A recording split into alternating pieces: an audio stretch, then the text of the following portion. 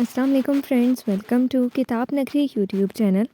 کتابوں کی نگری میں خوش آمدید۔ میں ہوں آپ کی ہوسٹ اقرا یاسین، اور آج میں آپ کے لیے لے کر آئی ہوں زہرا فاروق حسن کے قلم سے تحریر کردہ ناول درد دل کی تو دوا کی ایپیسوڈ نمبر 74 کو لے کر۔ لیکن اس ایپیسوڈ سے پہلے جلدی سے کیجیے چینل کو سبسکرائب، ویڈیو کو لائک اور کلک کر لیجیے بیل آئکن کو۔ اب آتے ہیں قسط کی جانب۔ کیا بات ہے، منہ کیوں بنا ہوا ہے؟ بھابھی نے کافی کا مگ لے کر ساتھ میں بیٹھتے ہی پوچھا۔ میرا منہ نہیں تو بس نیند آ رہی ہے، بہت تھکن ہو رہی ہے بھابھی۔ مگ ان کے ہاتھوں سے لیتے ہوئے وہ سنبھل کر مسکرائی۔ تھک گئی ہے بچی، جاؤ بیٹا جا کر سو جاؤ۔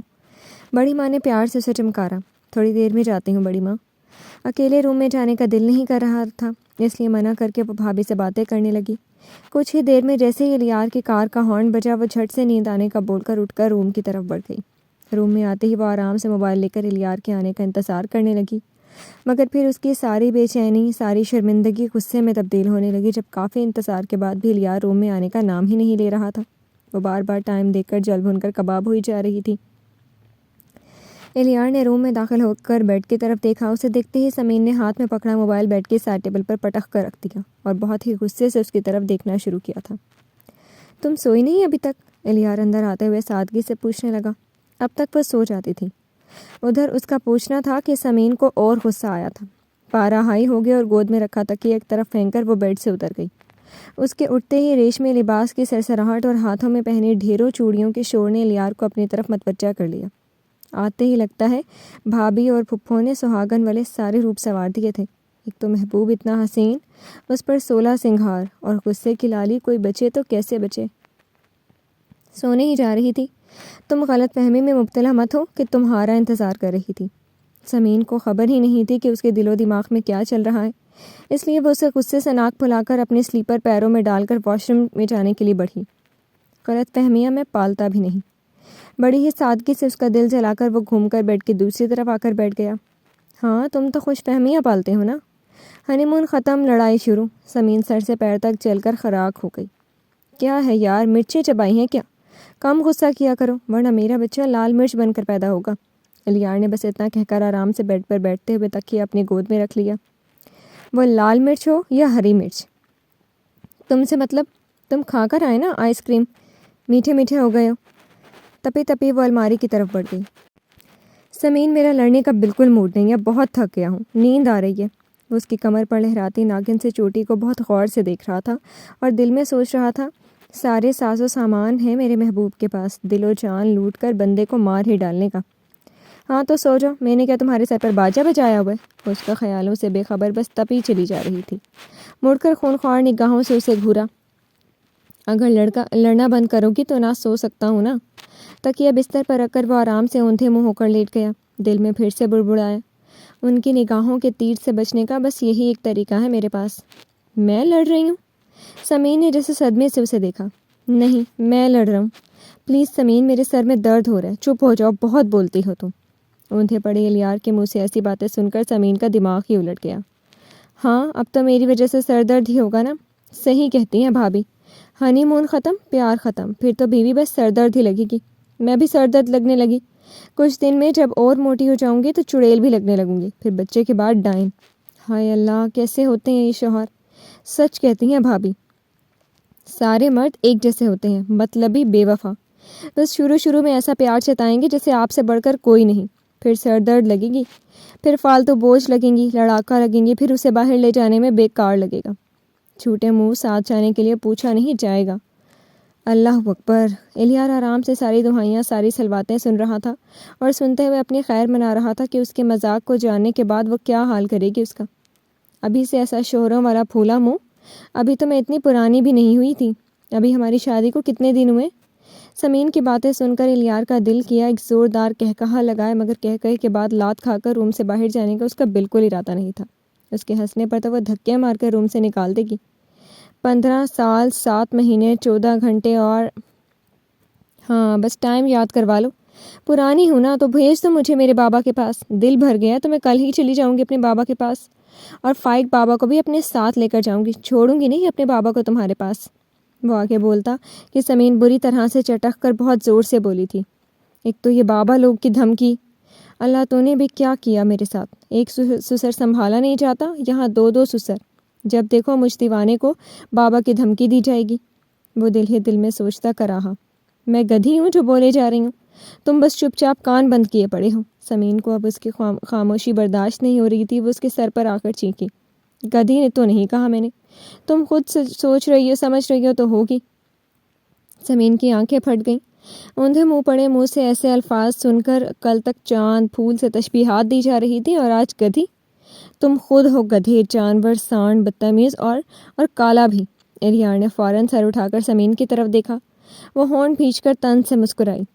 اب آیا اونٹ پہاڑ کے نیچے، وہ خوش ہو گئی۔ کالا ہوں تو کیا ہوا، دل تو میرا بالکل پاک صاف ہے، سفید اچلا سا۔ ادھر ایسا جواب سن کر سمین کو پتنگے لگ گئے۔ الیار اطمینان سے کہہ کر دوبارہ تکیے میں منہ گھسا چکا تھا۔ تمہارا مطلب میرا دل صاف نہیں؟ یہ تو نہیں کہا میں نے، مطلب تو وہی تھا نا۔ اچھا ناراض مت ہو، سوری بول دیتا ہوں۔ سر اٹھا کر سوری کا پتھر مارا۔ نہیں چاہیے تمہارا سوری۔ اپنی حالت کی پرواہ نہیں ہوتی تو اب تک وہ اس کے سر پر ایک بال نہیں چھوڑنے والی تھی۔ ٹھیک ہے، بڑے سکون سے پھر وہیں کبوتر کی طرح سر گھسا لیا تھا، اور سمین جو اس کے منانے کی منتظر تھی بری طرح سے سلگ اٹھی، جا کر پوری جارحیت سے الماری کھول کر اپنے کپڑے نکالے اور اسی جارحیت سے زور سے الماری کا پٹ بند کر کے مڑی۔ غصے سے اوندھے منہ لیٹے الیار کو دیکھ کر پیر پٹک پٹک کر واش روم کی طرف گئی تھی۔ الیار نے سر اٹھا کر واش روم کی طرف دیکھا۔ دروازہ اتنی زور سے بند کیا گیا تھا کہ کانوں میں دھماکہ ہو رہا تھا۔ روم میں کچھ بھی صحیح سالم نہیں بچنے والا۔ اپنے کان میں انگلی چلا کر وہ پھر سے اٹھ کر بیٹھ گیا۔ موبائل نکال کر آرام سے بیڈ سے ٹیک لگا کر وہ سمین کے باہر آنے کا انتظار کرنے لگا۔ 10 ہی منٹ میں سمین باہر نکلی تھی۔ الیار ایک نظر اس کے تمتمائے چہرے کو دیکھا اور پھر سے موبائل دیکھنے لگا۔ سمین کا پارا اسی طرح سے ہائی تھا۔ وہ بالوں میں برش پھیر کر انہیں کھلا ہی چھوڑ کر بیڈ کے ایک طرف آئی اور تکیہ پٹک کر درست کرتے ہوئے وہ الیار سے کافی فاصلے پر کروٹ ہو کر لیٹ گئی۔ الیار نے موبائل سے نگاہ ہٹا کر سمین کی طرف دیکھا، پھر مسکرا کر کمفرٹر اٹھا کر اس پر ڈالنے کی کوشش کی، مگر سمین نے کروٹ بدلے ہی کمفرٹر ڈالنے والے اس کے ہاتھ کو دور جھٹک دیا۔ اوڑھ لو، سردی لگنے لگے گی ابھی تمہیں۔ مسکرا کر پھر سے اسے تیلی دکھائی تاکہ وہ پھر سے جوش میں آ کر لڑے۔ سردی لگے یا گرمی، میرے ہاتھ ہے، میں خود اوڑھ لوں گی۔ وہ کروٹ بدلے ہی اس سے اور پرے کھسک گئی۔ اپنے خادم کے ہوتے ہوئے ایسا کیسے کر سکتی ہیں آپ؟ میں ہوں نا آپ کا نوکر، سارے کام میرے ذمے، بہت ہو چکا ستانا۔ الیار محبت سے اس کے شانے پر ٹھوڑی رکھ کر پیار سے بولا۔ خادم؟ وہ اس کا سر اپنے شانے سے جھٹک کر اٹھ بیٹھی۔ خادم کیا ہوتا ہے؟ شوہر کہو۔ شوہر جو بس منہ پھلائے رہے، جو روب جھاڑے، جو باہر گھومنے جائے اور جھوٹے منہ نہ پوچھے۔ اس کے اتنا تپ کر کہنے پر اس بار وہ خود پر قابو ہی نہیں رکھ سکا۔ الیار زور سے ہنسا تھا۔ سمین نے تکیہ کھینچ کر اسے دے مارا اور پھر سے لیٹ کر کروٹ بدل لی۔ بچوں نے ضد کی تھی اسی لیے لے گیا، ان کا بھی تو حق ہے ان کے چاچو پر۔ تم نہیں چاہتی کوئی الیار پر اپنا حق جتائے؟ وہ اب بھی اسے ستانے کے موڈ میں تھا، بہت ہی شرارت سے سمین کے گال نوچنے چاہے مگر اس نے پورے غصے سے اس کا ہاتھ جھٹک دیا۔ میں ایسا کیوں چاہوں گی؟ برا مان کر وہ پھر سے اٹھ بیٹھی۔ میں نے منع کیا تھا لے جانے کو، مگر مجھے بھی تو لے جا سکتے تھے، شکایت بھی کرنی ضروری تھی۔ میرا بچہ مجھ سے اچھے سے ناراض ہو گیا۔ اس بار وہ سارے جہاں کا پیار سمیٹ کر اس کے قریب کھسکا۔ سمین نے ناراض نگاہوں سے الیار کے بے انتہا محبت چھلکاتے روپ کو دیکھا جس کی وہ عادی تھی۔ تمہارا پھولا منہ جو دیکھنا تھا، اس لیے سارے ڈرامے کیے۔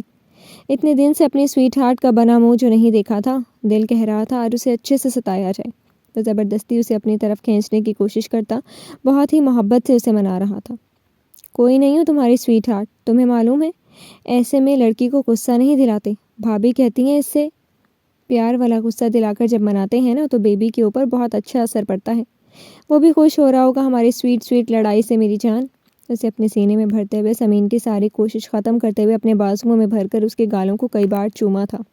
نہیں ہوں میں جان بان، میں اب پرانی ہو گئی ہوں، درد سر ہوں۔ اب اتنی آسانی سے تو وہ ماننے والی نہیں تھی۔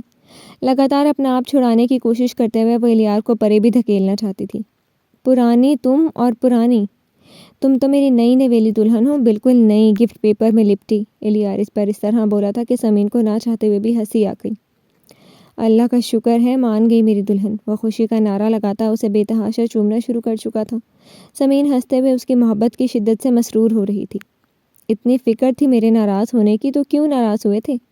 اتنے سنجیدہ تھے ڈنر پر، ایک بار بھی میری طرف نہیں دیکھا، بس ذرا سا بول دیا، غلطی سے منہ سے نکل گیا، اتنا دل پر لے لیا۔ وہ اب بڑے ناز سے اپنا چہرہ اٹھا کر اس کا سرشار سا چہرہ دیکھتے ہوئے ناز بھرے انداز میں اس کے کالر کو چھونے لگی۔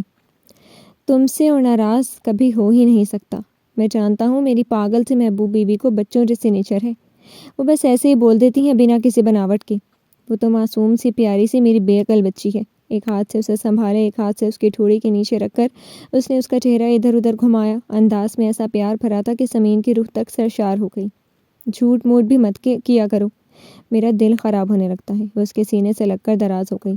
کہا نا بس تمہارا کیوٹ سا بنا منہ دیکھنا تھا، ورنہ میری مجال جو اپنی جان کا دل دکھا دوں۔ سمین کو سمیٹ کر سینے سے لگاتے ہوئے وہ خوشی سے مسکرایا۔ دل تو دکھا ہے میرا۔ سمین کا اس بار اسے ستانے کا پورا ارادہ تھا۔ جھٹ سے الگ ہو کر وہ دور ہٹی۔ تو سر قلم کر دیجیے۔ سر جھکا کر اس کی گود میں ہی رکھ دیا۔ سزا تو ملے گی۔ سمین نے فوراً اس کا سر اپنی گود سے ہٹایا۔ بس خود سے دور مت کرنا، باقی سب منظور ہے۔ الیار کی آواز میں اب مدہوشی چڑھنا شروع ہو چکی تھی۔ قربتوں کے لیے دل میں چلنے لگا۔ وہ پاس ہو اور جذبات بہکے نہ، ایسا اس کے ساتھ ہو ہی نہیں سکتا تھا۔ وہ نشہ تھی اس کے لیے جس کی طلب دن رات بڑھتی ہی جا رہی تھی۔ مجھے آئس کریم کھلانے لے چلو؟ سمین نے جھٹ سے اپنی فرمائش رکھی۔ ابھی چلتے ہیں، بٹ پہلے میری وش پوری کرو۔ وہ اسے دیکھتے ہوئے جھکا اور سمین کے ہونٹوں پر اپنے ہونٹ رکھ دیے۔ اس سے پہلے کہ وہ ان لبوں کو جکڑتا، سمین نے اسے دھکا دے دیا۔ ایک دم نہیں کرنا کچھ، پہلے مجھے لے چلو۔ الیار نے اپنے بالوں میں ہاتھ پھیرا۔ اب ستایا تھا تو ہٹ جانا تو بھرنا پڑے گا۔ چلے میڈم، آئس کریم آپ کھا لیں، اس کے بعد میں اپنا منہ اچھے سے میٹھا کروں گا۔ بیڈ سے اتر کر سائڈ ٹیبل سے کی چین اور موبائل اٹھا کر جینس کی جیب کے حوالے کرتے ہوئے سمین کی طرف دیکھا۔ وہ اسے زبان دکھا کر اچھے سے دوپٹہ اپنے گرد لپیٹ کر اس کے ساتھ چلنے کے لیے تیار ہو چکی تھی۔ تم نے یہ سب جان بوجھ کر کیا ہے نا، تاکہ بعد میں مجھے آدھی رات میں اپنے ساتھ لے کر باہر گھومتے پھرتے رہو؟ الیار کے ہمراہ کوریڈور پار کرتے ہوئے سمین نے سر اٹھا کر اس کی طرف دیکھا۔ جی، جان بوجھ کر اور پوری پلاننگ سے۔ سیڑھیوں تک آتے ہی الیار نے اسے اپنے بازوؤں میں اٹھا لیا۔ بس ڈرامے ہی کرتے رہا کرو۔ اس کے گلے میں اپنے دونوں ہاتھ باندھ کر وہ ہولے سے مسکرائی۔ جو کہے بس خوش رہا کریں۔ جھک کر اس کی پیشانی چوم کر وہ اسے لیے سیڑھیاں پار کرتے ہوئے باہر کی سمت بڑھ گیا۔ یہ پورا تمہیں فنش کرنا ہے؟ کم آن، یہ ٹوسٹ کا پیس ختم کر کے یہ بھی پینا ہے۔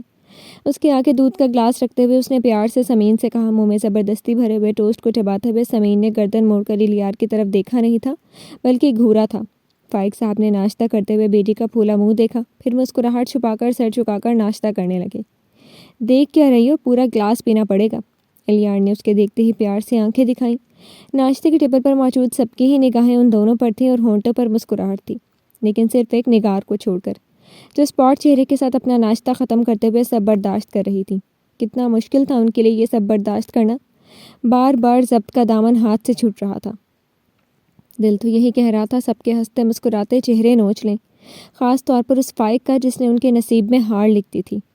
مجھے یہ نہیں پینا، رات بھی پیا تھا، اب پھر؟ سمین نے ہاتھ بڑھا کر گلاس دور کھسکا دیا۔ چپ چاپ سے گلاس ختم کرو، روز چکر آتے رہتے ہیں۔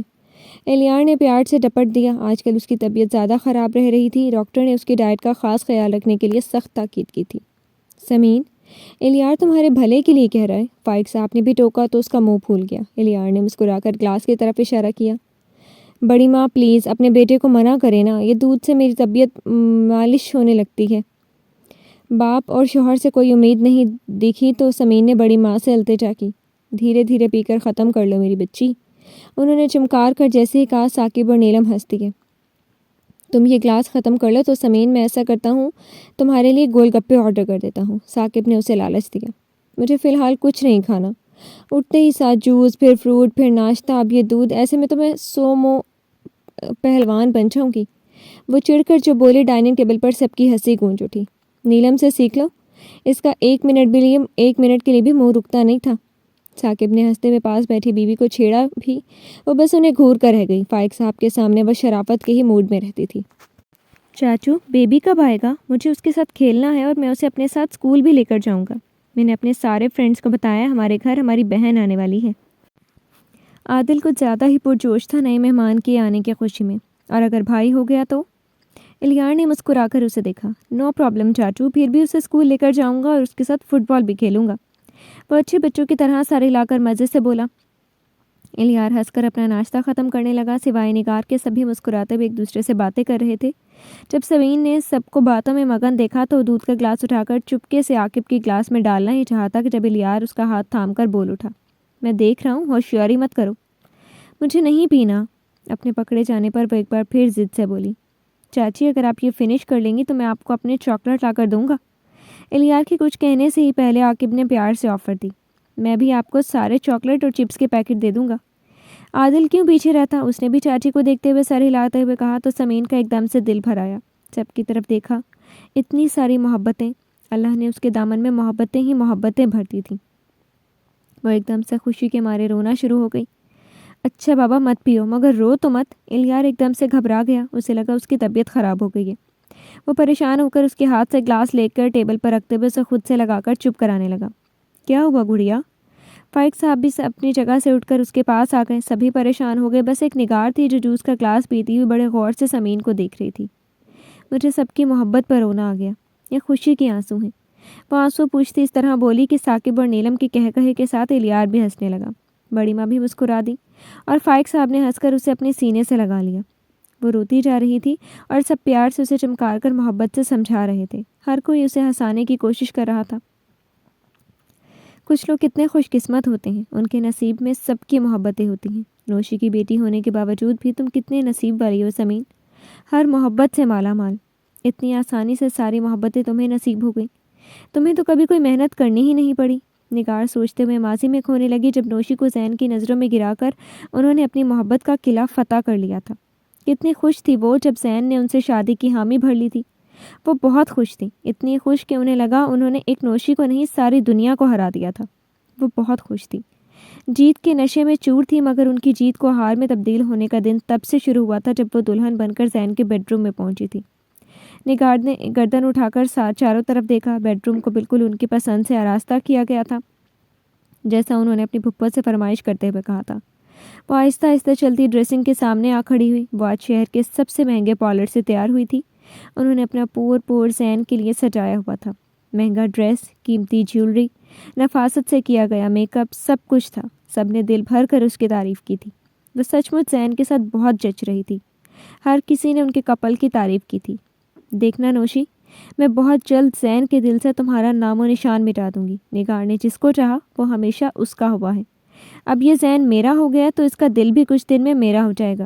غرور سے گردن تار کر انہوں نے ایک بار پھر گھوم پھر کر خود کو دیکھا اور ابھی وہ بیڈ کی دوسری طرف بڑھ ہی رہی تھی کہ ڈور کھلا اور ان کی نگاہیں اندر آتے زین پر جم کر ساکت سی ہو گئی۔ بکھرا حلیہ، الجھے بال، گریبان کے سارے بٹن کھلے، لہو رنگ آنکھیں۔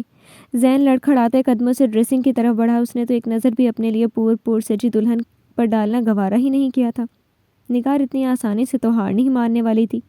وہ تیزی سے چل کر زین کے راستے میں حائل ہو گئی۔ کہاں تھے تم، اور یہ کیا حلیہ بنا رکھا ہے تم نے؟ زین نے سرخ ہوتی نگاہ سامنے کھڑی زبردستی کی بنائی گئی اپنی بیوی پر ڈالی۔ اس کی ممی نے اپنی جان لینے کی عوض میں نگار سے شادی کی ہاں کروائی تھی، ورنہ وہ اب تاعمر کسی بھی لڑکی سے شادی نہیں کرنا چاہتا تھا۔ It's none of your business, leave می۔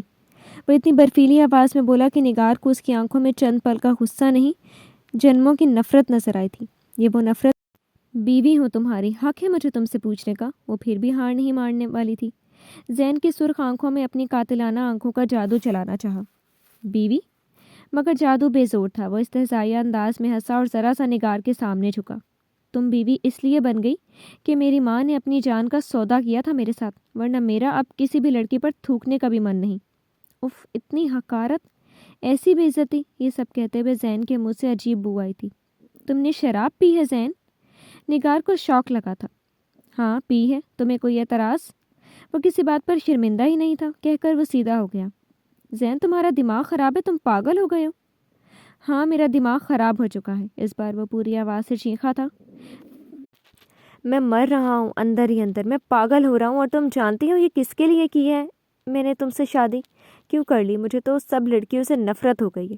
تم سب مطلب پرست ہوتی ہو، تم لوگ اس قابل ہی نہیں کوئی شریف مرد تم سے محبت کر سکے۔ تم سب بس اپنے لیے جیتی ہو، کسی اور کی فیلنگ سے تم لوگوں کو مطلب ہی نہیں۔ وہ چیختے ہوئے نگار کو ساکت کر چکا تھا۔ جس لڑکی سے خود سے زیادہ محبت کی وہ بے وفا نکلی، مجھے دھوکہ دے گئی، مجھے ساری زندگی کے لیے مار گئی، اور تم؟ وہ چیختے چیختے اپنی انگارہ ہوتی آنکھوں سے نگار کو گھورنے لگا۔ تمہیں یہ مرا ہوا زین اپنی ملکیت کرنا تھا، سو تم نے کر لیا نگار زین علی۔ یہ مرا ہوا زین علی، مبارک ہو تمہیں۔ تم ساری زندگی کوشش کر کے مر بھی جاؤ گی نا تو بھی زین کو زندہ نہیں کر سکتی، وہ مر چکا ہے۔ اب صرف بس ایک جیتا جاگتا ایسا زین علی زندہ ہے جو صرف پتھر ہے، صرف پتھر۔ قبول کرنا ہے تو کرو، ورنہ یہ رہا باہر جانے کا راستہ اور وہ رہا دروازہ۔ تم ابھی چاہو یا کل، جب چاہو اس گھر سے جا سکتی ہو، مجھے کبھی کوئی اعتراض نہیں رہے گا۔ وہ نگار کے دل کے ٹکڑے کرتا اپنی نفرت انڈیل کر آگے بڑھا اور نگار کا بازو سختی سے تھام لیا۔ وہ چپ چاپ اس کی جارحانہ انداز دیکھ رہی تھی۔ یہ ڈرامہ اب ختم ہو چکا ہے، تو اب تم کہیں بھی جا سکتی ہو۔ آج رات زین علیہ اپنے مرنے کا دھوم سے ماتم کر لینا چاہتا ہے۔ وہ نگار کو گھسیٹتے ہوئے روم کے دروازے تک لایا تھا اور مجسمہ بنی نگار کو دھکا دے کر بیڈ روم سے باہر نکال کر اس نے دروازہ پوری طاقت سے بند کر لیا۔ نگار وہیں کارپیٹ پر اوندھے منہ گری تھی۔ انہوں نے تو خواب میں بھی ایسا نہیں سوچا تھا اپنی شادی کی پہلی ہی رات وہ اس طرح سے دھکا دے کر بیڈ روم سے نکالی جائے گی۔ اس معاملے میں ان کی اور نوشی کی قسمت ایک ہی جیسی نکلی تھی۔ دونوں کو ہی شادی کی پہلی رات اپنے اپنے دل پر یہ زخم اٹھانا پڑا تھا۔ فرق صرف اتنا تھا، وہ فتح پا کر بھی زندگی بھر زین کی نگاہ میں کوئی حیثیت نہیں بنا سکی، اور نوشی ہار کر بھی فائق کے دل پر راج کرنے لگی۔ اس رات زین کے گھر والے مہمانوں نے سبھی نے یہ منظر دیکھا تھا۔ نگار وہیں فرش پر پتھر کی طرح بیٹھی بیڈ روم کے دروازے کو دیکھتی رہی۔ سب اسے اٹھانے کو آگے بڑھے تھے، مگر کسی کی بھی کوشش کا ان پر کوئی اثر نہیں ہوا تھا۔ دروازہ بند تھا، مگر لگاتار زین کے رونے چیخنے کی آوازیں آ رہی تھیں۔ وہ نوشی کا نام لے لے کر رو رہا تھا، فریاد کر رہا تھا۔ اس کی فریاد میں اتنی تڑپ تھی کہ اگر اس کی جگہ کوئی اور لڑکی ہوتی تو وہ خود بھی اس تڑپ پر رونے لگتی۔ نگار ساری رات اسی طرح بیٹھی رہی، یہاں تک کہ صبح ہوتے ہی زین گھر سے بھی چلا گیا، مگر وہ اپنی جگہ سے نہیں اٹھی۔ اس دن سب کی کافی منتوں کے بعد وہ وہاں سے اٹھی تھی، مگر دل پر جو اس رات کی بے عزتی کا زخم لگا تھا، اس رات کا بدلہ انہوں نے ایک بار پھر نوشی سے اس کی زندگی دوبارہ اجاڑ کر لے لیا تھا۔ جی تو فرینڈز، کیسی لگی آپ کو آج کی ایپیسوڈ؟ امید ہے آپ کو پسند آئی ہوگی۔ کمنٹ سیکشن میں اپنی رائے کا اظہار ضرور کیجیے گا۔ پھر حاضر ہوں گے ناول کے نئی قسط کے ساتھ، تب تک کے لیے شکریہ۔ اللہ حافظ۔